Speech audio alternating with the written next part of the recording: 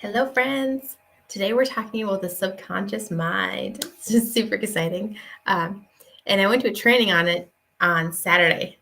But first things first, if you're new here, hey, welcome. I am Kay Shellingson, and I help people who have moved to a new area feel connected and at home in their new area. Because sometimes when you move, the life after the move, it can be hard, right? And it can be different than what we expected. So I guide people through that process. So welcome. I'm glad you're here. Okay, so we are talking about the subconscious mind today, and I kind of geek out about this stuff. I love it so much. Um, and the reason why I love it is because I feel like there's an ability to learn. Like you can learn this stuff and then just grow, and it can change your life and have a big impact in how you go through life. Okay, so the event that I went to was called Brandon Barber Coaching. And before you go to the event, they have you take an assessment. And it puts kind of does this. Okay. It categorizes how your brain thinks. So we all came to that to the coaching with our assessments and of how our subconscious brain is thinking and how it's influencing us in good ways or bad ways. But first, let's just jump into a little bit about our brain, okay? So, a mind left undirected will always cause suffering. Our brains naturally negotiate for our survival, and they want to keep us safe, and they want to keep us in what is the known. So, if you've ever had that thought, like, "Oh, well, I'll do it tomorrow," or "Oh, is it really important?" or maybe I should do it. Nah, I don't feel like it. Right? Because that's our brain negotiating with us. Oh, hi, Andrea. And so those are so that's how our brain works. So if you don't guide it, it will naturally cause suffering because it's negotiating and keeping us safe. But safe isn't usually where we want to go. Okay, the second thing that I learned at this conference is the joy you have in your life is directly related to the proportion of uncertainty that you are okay with. Oh, and a reminder, if you guys have comments, put them up here because I can show the comments. Let's see. There's Andrea. Hi, Andrea. She says, it was such a good event. Yes, totally was. It was a great event. And so the joy you have in your life is proportionate to the uncertainty that you have. So I gave the example of he asked, what is like a really great experience that you've had? And I said, it was when I went ziplining over the jungle in Costa Rica. And I was climbing the tower and I was so scared. And I got to the top and I'm like, nope, I don't want to do it. I don't want to do it. And and there's one guy on each side of me. And they literally picked me up and tossed me over the edge. And it was very, very scary. It was beyond what I felt comfortable with. My subconscious brain was saying, no, don't do it, not safe. But it was so thrilling and such an amazing experience. And Brandon went on to explain that that's where the joy and the fulfillment of life come from, is those kinds of experiences. He also talked about the hidden pain. So do you ever feel like there are things in your life and you're like, oh man, like I've been working, like why isn't this panning out? Like, or why hasn't this thing worked out yet? I feel like I've been putting my effort here. And he was talking about that sometimes the pain in your life can be caused by something else that you don't see. AKA it can be caused by our subconscious mind. So the example he talked about, he had pain in his right hip and he went to the doctor and they checked out his hip, had x-rays and okay, everything is fine. And he's like, no, like everything can't be fine because it hurts so bad. And he went to the second doctor, another doctor, and they did x-rays, they checked it out and they said, nope, everything's fine. I don't know where your pain is coming from. We can see it's a little inflamed, but everything is fine in your hip. And then he went to get a third opinion, and this doctor was like, oh, it is your left foot. Your left foot is weak, which is causing you to stand and walk differently, which is causing the pain in your right hip. Okay. So this can be like our subconscious mind. If our subconscious mind is telling us to go far one way or the other, it can actually cause pain in our lives. And so do you see how that can be like two different areas? Like we have the subconscious and then we have like our life that we're living out, and it can cause, it's like a hidden pain point. So it's very good to get an idea of where you're at. Where is your mind influencing you in good decisions, and where is it influencing you in bad decisions? Because when you have clarity in that, then you can start making those changes, right? Okay, so I have a few of my things pulled out here that I want to show you guys. And so people who have known me for a while, they're gonna be like, oh, yep, that's Keisha. Or, oh, I can see how that works. Okay. So there was a connection piece.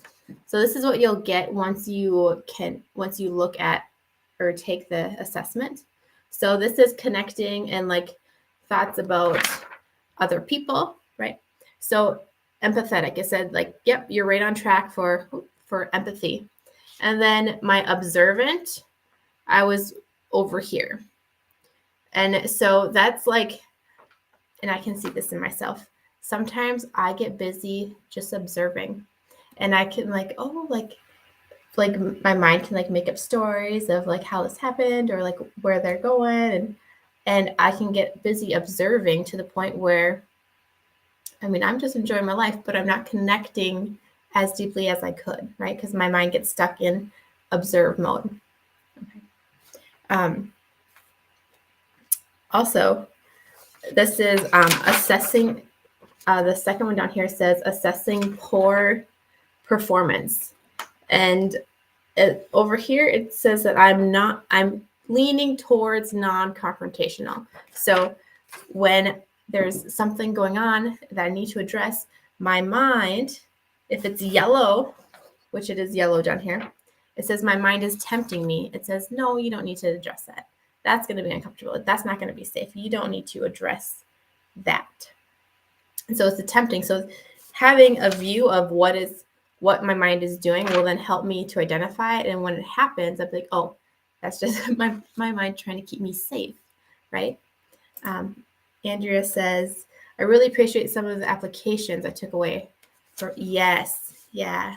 The applications were so good in this training. So good. Okay, and so the next one is self-esteem. I just pulled out 3. You'll get 6 of them if you take this assessment. It's totally free to take. So this is your self-esteem. So this is about yourself. So like you know your worth is unconditional. And 2 years ago, I took this test, and my worth was all the way over here.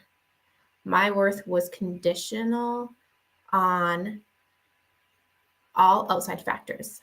So I was a good mom if I got compliments about how I was doing in motherhood, or I was a good wife if Ethan ate the supper I cooked, or I was a good friend if my friends reciprocated. So that is something that I've learned in the past 2 years, is that my worth is not, it does not come from the outside, right? We all have our worth because of who we are, who God created us to be.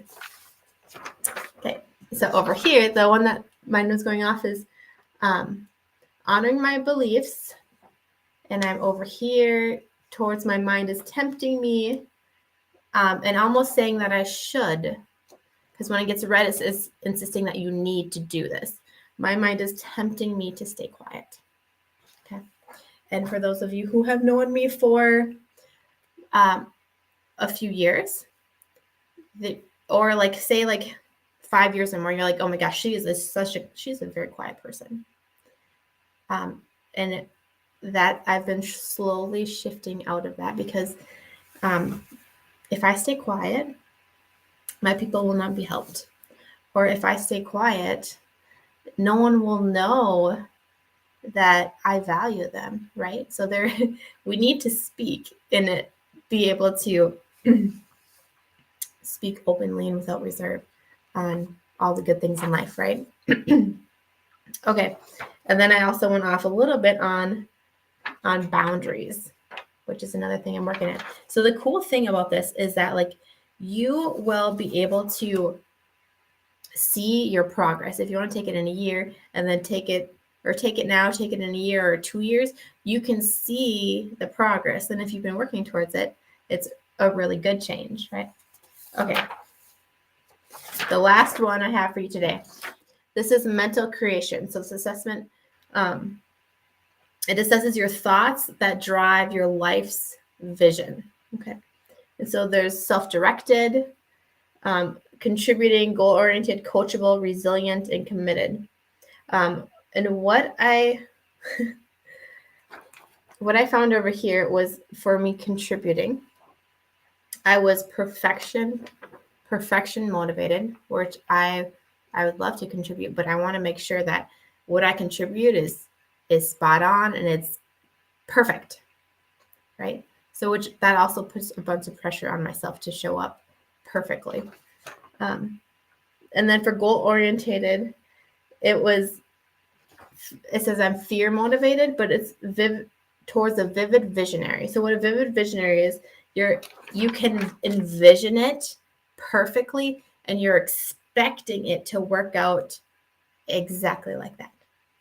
Okay. And one thing that Brandon Barber said was that expectations are premeditated disappointments. Okay. Not that goals are, but like when you're expecting it to turn out perfectly, because oftentimes life looks different than what we had expected, right? So those are some cool points that I learned and picked up today on our subconscious, or last weekend on our subconscious mind. But if you love this kind of stuff and geek out like me on just growth, how we can get better, right? I have it posted in my group, in my Homesick to Happy group. And it's like the first post down right now. And it will be in the guide section too. So if you want to go take your assessment and say, hey, where is my subconscious mind giving me good advice, which is the green, giving me or tempting me to do like not so good things for my life, like staying quiet, which is like the yellow.